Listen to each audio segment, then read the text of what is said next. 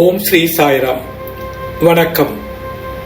பகவான் பாபா கோடான கோடி மக்களுக்கு பல்வேறு வகையில் தன் தெய்வீகத்தை வெளிப்படுத்துவது பக்தர்களாகிய நாம் அறிந்ததே. சுவாமியின் மகா சமாதிக்கு முன் நடந்த ஓர் அற்புதத்தை பற்றி பகிர்வதுதான் அடியேனின் நோக்கம்.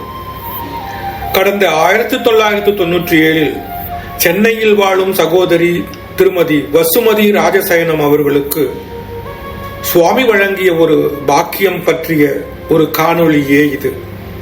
அவர் எழுதிய உன்னுடன் நான் என்னும் புத்தகத்தில் உள்ளவாறு அப்படியே அடியேன் வாசிக்கின்றேன். வாருங்கள் கேட்போம். ஜெய் சாய்ராம். சுவாமி சேவைக்காக 30/3/97 அன்று ஞாயிறு மாலை 6:15 மணிக்கு தொலைபேசியில் அழைத்தார்.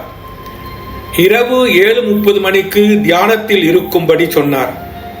மலேசியாவில் இருக்கும் ஒரு பக்தை பிரசவ வலியால் துடித்துக் கொண்டிருக்கிறார். சிக்கல் ஒன்று வந்திருப்பதால் டாக்டர்கள் என்ன செய்வதென்று திகைத்துக் கொண்டிருக்கிறார்கள். நாமே போய் உதவ வேண்டும் என்று சொன்னார். சரி சுவாமி என்றேன். இது என்ன சொல்லுகிறார் சுவாமி? நானும் குழந்தை பேறு இல்லாதவள், முன்பின் தெரியாத இந்த சேவையை எப்படி செய்வேன் என்ற திகில் வந்தது. சுவாமிதான் உடன் இருக்க போகிறாரே, பயம் எதற்கு என்று தைரியம் சொல்லிக் கொண்டேன். சுவாமி சொன்னபடியே இரவு 7:30 மணிக்கு தியானத்தில் இருந்தேன். சுவாமி வந்து என்னை வேகமாக அழைத்து கொண்டு புறப்பட்டார். அந்த சாய் பக்தை மலேசியா திருமதி வசந்தரா ராஜராஜன் என்றார். என் பயம் சுவாமிக்கு தெரிந்தது. மதி, பயப்படாதே, நான் இருக்கிறேன். உனக்கு இலங்கையில் உள்ள அற்புதமான கோயிலை காட்டுகிறேன் என்றார். மலைகளுக்கு இடையே இருந்த அந்த அருமையான கோயிலுக்கு அழைத்து போனார். இதுதான் கதிர்காமம் முருகன் கோயில் என்றார். அடடா, ஆனந்தமாக முருகனை தரிசித்தேன். முருகன் மேல் இருந்த பூவை தந்தார்.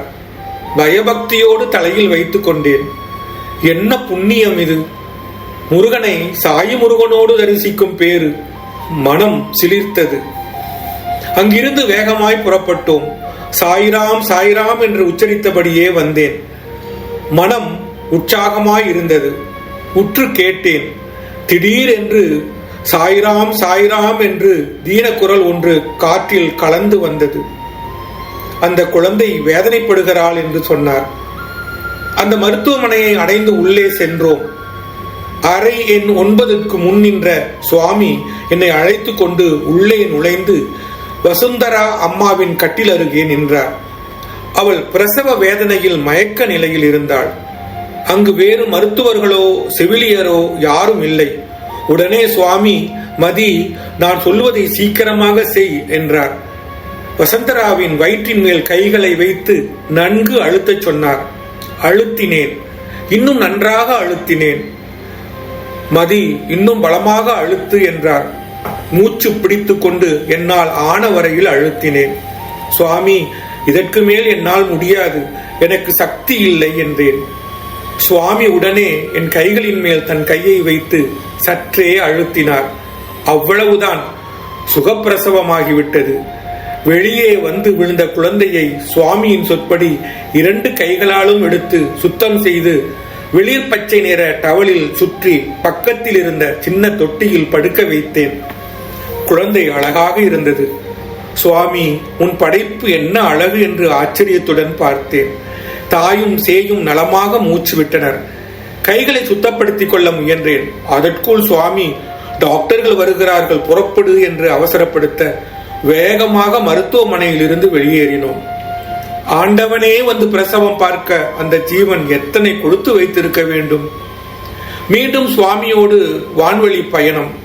நீல வானம், மேகங்கள், கீழே கடல், பூமி, புள்ளிகளாய் தெரிந்த மக்கள். இமைப்பதற்குள் சுவாமி என்னை மீண்டும் பூஜை அறையில் விட்டு மறைந்தார். அந்த பிரமிப்பில் இருந்து விடுபட முடியாமல் திகைத்திருந்தவள் கதவை திறந்து வெளியே வந்தபோது என் கணவர் ஓடி வந்து என்னை பிடித்து கொண்டார். என்ன மதி, கையெல்லாம் ஒரே இரத்த கரையாக இருக்கிறதே என்று வியந்து போய் கேட்டார். அவருக்கும் அங்குள்ள சாய் பக்தர்களுக்கும் நடந்த சேவை அனுபவத்தை சொன்னேன். தலையில் இருந்த பூ கதிர்காமம் முருகன் பிரசாதம் என்றேன். அப்படியா அப்படியா என்று கேட்டு ஆச்சரியத்தில் மூழ்கினார்கள்.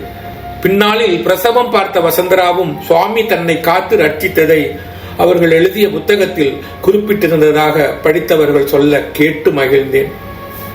சுவாமியின் சங்கல்பம் ஒன்றே எங்கிருப்பவரையும் எந்த சிக்கலில் இருந்தும் மீட்டு குணப்படுத்திவிடும்.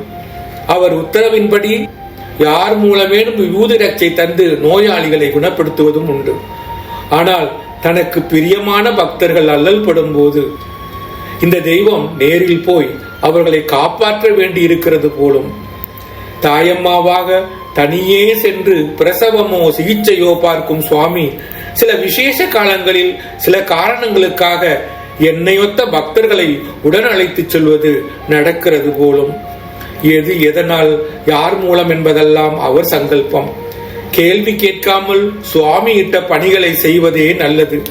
அந்த வசந்தராவும் சுவாமியோடு பயணித்த இந்த மதியும் பூர்வ புண்ணியம் செய்தவர்களே. ஜெய் சாய்ராம்.